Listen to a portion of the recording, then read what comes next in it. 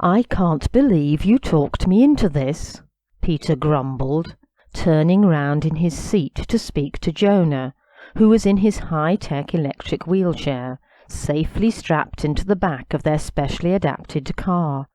"What makes you think that we'll be able to solve a murder case that the local police can't fathom?" "Bringing a fresh eye to the situation often helps," Jonah replied, smiling complacently. "And I could hardly refuse an appeal from Bernie's favourite aunt." "You keep me out of this," Peter's wife protested from the driver's seat. "I agree with Peter. I'm sure that Merseyside police are quite competent to deal with it. Auntie Dot just has unreasonable expectations. Plus, she's determined to prove everyone wrong about this young man she's got fond of. You shouldn't encourage her. I only went along with it because I'd already been thinking I ought to pay the family another visit, and getting you to take any leave at all has been like trying to get blood out of a stone." "But if this Jonathan that Auntie Dot's talking about really is innocent," her daughter Lucy chimed in from the seat opposite Jonah, "shouldn't we be doing everything we can to prove it? I mean, it's not fair, is it? If they never find out who did it, he'll have it hanging over him for the rest of his life." "There you are, Peter. Lucy agrees with me," Jonah said triumphantly. "It's our duty to help DCI Latham and her team to get to the bottom of things. And it's not as if I haven't gone through the proper channels.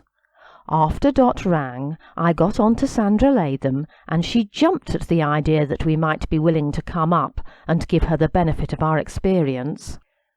"Only because she's got this bizarre idea that you are some sort of superhero," Bernie retorted. "She still sees you in terms of those tabloid headlines when you first came back to work after you were shot. Police hero back in the saddle after near-fatal shooting. Inspirational cop returns to the front line. Criminals beware, he's back and he's on your trail," Lucy added with a giggle. "I suppose she thinks she's getting Ironside to help her," Peter muttered. "I doubt it," Bernie said, laughing. "She's too young to have much idea who Ironside was. You're starting to show your age, Peter. Even I can only just remember when it was on the telly, and I never watched it. I was more of a Cagney and Lacey girl myself." "You're all talking nonsense," Jonah said, when the hilarity died down enough for him to be heard. "She simply recognised the benefits of having an independent mind to look at the evidence. And of course we did put her on the right track last year with that murder that you all got yourselves mixed up in." The summer before, Bernie had made a rare visit to her home city of Liverpool to introduce Lucy and Peter to her few remaining relatives. During their stay they had witnessed the killing of a Roman Catholic priest aboard one of the iconic Mersey ferries, and Bernie, in particular, had been involved in identifying the perpetrator of the crime. DCI Sandra Latham had been the senior investigating officer, and Jonah had struck up a friendship with her, based, as Bernie had rightly indicated, on her deep respect, verging on adulation, for the way in which he had refused to allow a disabling spinal injury to curtail a highly successful career in Thames Valley CID.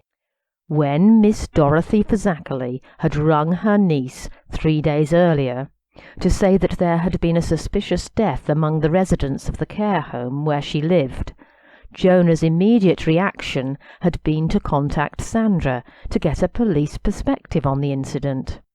To his delight, it transpired that she was in charge of the investigation, and she confided to him that Merseyside police were making very little progress towards finding conclusive evidence to establish how, and by whom, a lethal dose of insulin had been administered to 79-year-old Mrs. Olive Carter.